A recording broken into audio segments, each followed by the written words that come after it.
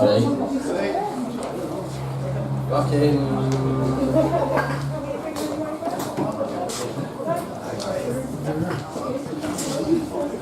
How many did I do? 2, 3, 1. I don't think it's strapped for time. So... But you would have any idea if it's strapped for time or not? Right. I'll do 2.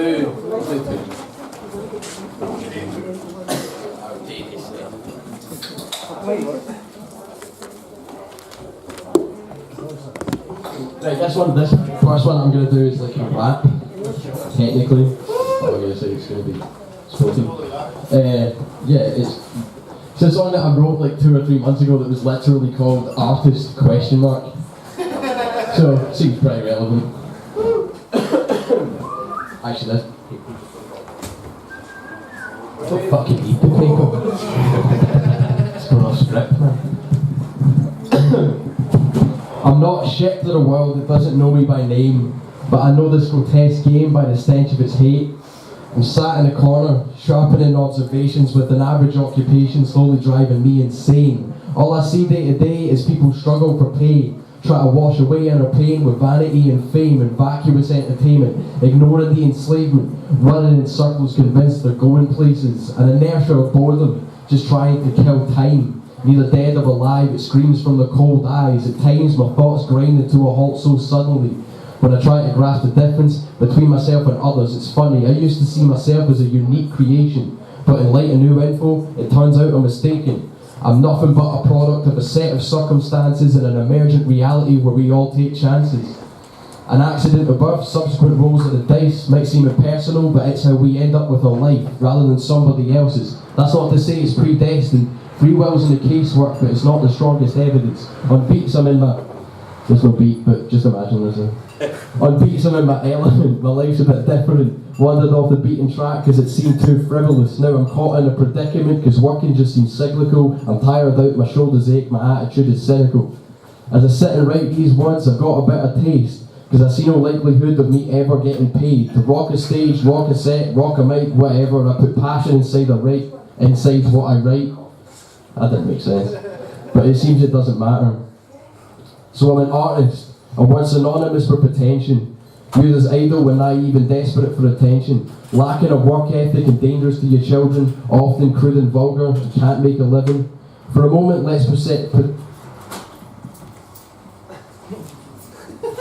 is why this is here.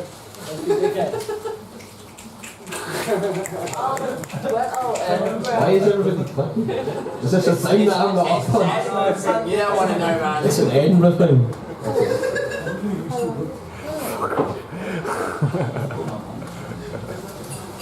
Right. For a minute, let's pretend these criticisms are valid and not oversimplifications for the establishment's narrative. Just give me a moment to break through your apathy and enunciate a retort with crystal clarity. First of all, idleness is just suspension of the will, necessary to access inspirational realms. And it's pretty fucking rich to call one person lazy when everybody sleeps at least a few hours a day. Secondly, if someone is naive and desperate for attention, the first thing you should call into question is the context. If they're ranting and raving about a pointless concept, don't brand us all the same, but in this case you're correct. But if we're merely stating that the system is fucked up and suggesting ways to change it to a better one, I'd say that artist is not only deserving of your moment, but to listen to every word, because what they're saying is important. As for the work ethic, is that even a question? I've got no incentive, and yet look what I'm penning, and if I seem crude and vulgar, it's because I'm pissed off. And your kids will be the same once they figure out the plot. You might be worried the culture your kids covet is toxic, but I bet in the same breath you justify war. Shit. And I don't need a living, I'm already alive. And I'll keep writing and do what I've got to do to survive.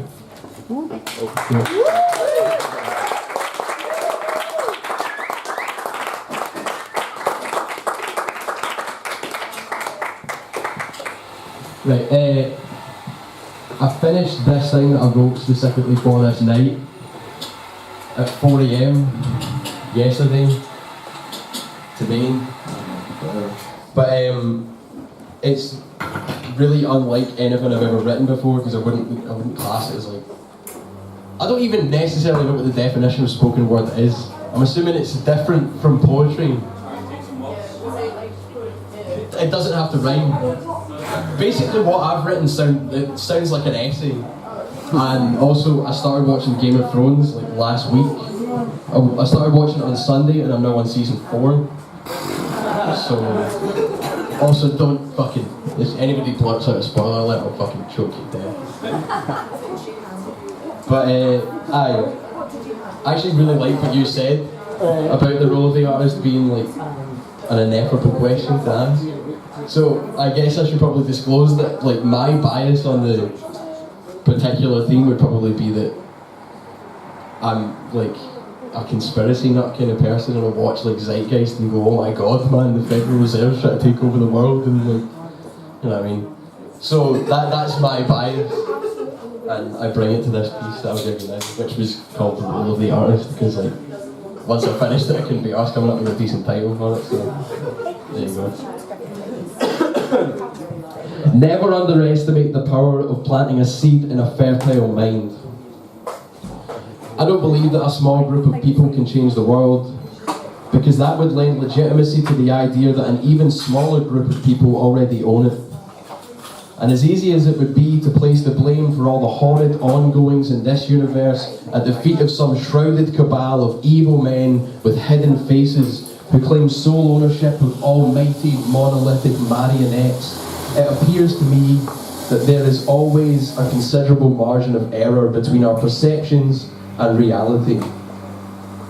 Perception can fool us into the notion that there exist kings, prime ministers, CEOs, or at least someone or something with authority.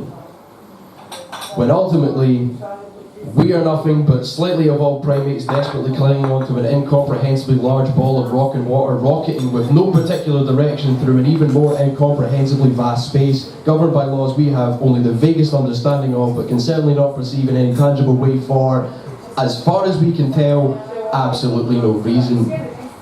Sorry. If you're not somewhere on the spectrum between confused and deranged, then you're not fully understanding the implications of the human condition. The artist comforts the disturbed and disturbs the comfortable. And in this day and age, the former is a near insurmountable task, the latter incredibly easy. And so the question becomes how to strike a balance between the two, and how to hold the prospects of absolute fear and unconditional love with an equal weight, and be able to use either to make a point. For example, this planet is 4.6 billion years old.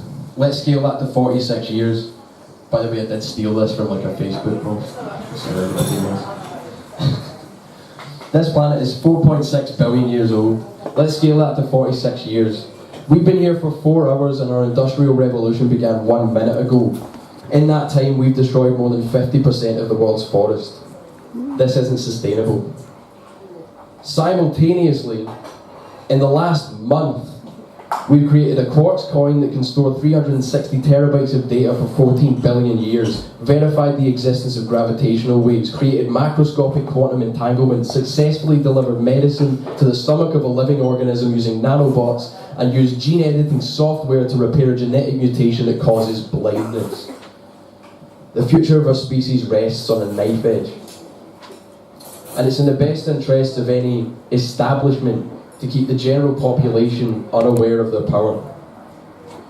And while many people like to think that this is done through mass mind control, Orwellian telescreens, fluoride in the water, chemtrails in the sky, shape-shifting, paedophile, monarch, lizards, and Illuminati-themed music videos, I'm afraid control is achieved through something far more simple and far more sinister.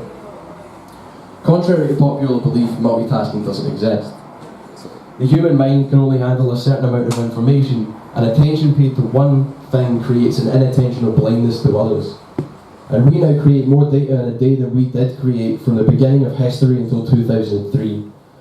The key to power rests not in the manipulation of the people, but in their confusion. We live in a world where there are multiple clandestine military operations taking place in a myriad of locations across the globe, not by one, but by many empires.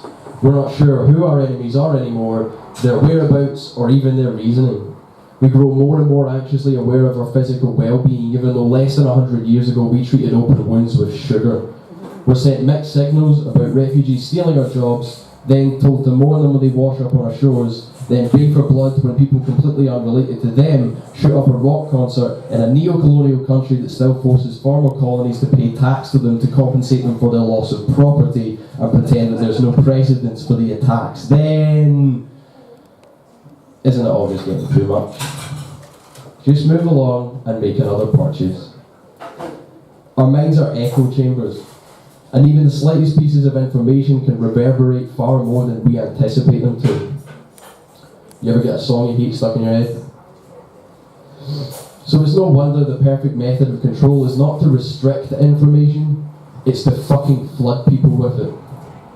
When your Facebook feed is full of the absurd and the obscene, the surreal and the downright insane, it's pretty simple for something as innocuous as paper in your wallet to evade a skeptical gaze. John Adams, the second US president, once said that there are two ways to conquer and enslave a nation. One is by the sword, and the other is by debt. And the money in our pockets is exactly that. Debt. Someone else's debt, to be sure. And the value that it holds is not physical. It can be eaten, injected as medicine, or used to build roads. It's purely psychological and social. It's an idea that would collapse the very moment that enough people decide it has no worth. Money is a sigil, the manifestation of the human desire to subjugate and on a deeper level for control, for authority, for a deep-seated hope that the world isn't born completely out of chaos. Where am I going with this?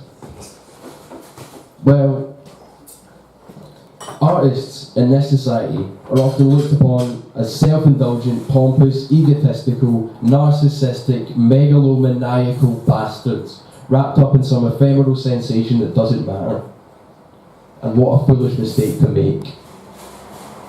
For you see, when the media that you watch, the political standpoints you do or do not affiliate with, the mass moral compass given to you, the corporate logos branded on all the products that you consume, and the paper currency printed, exchanged and trickled down for you to purchase them with. When the economic system, the very bedrock of our civilization, exists purely in the realm of ideas alone, then who better to challenge and oppose it than the alchemists of thought, the inventors, creators, designers and dreamers? It appears to me that artists have two choices. We either light a candle or we complain about the darkness.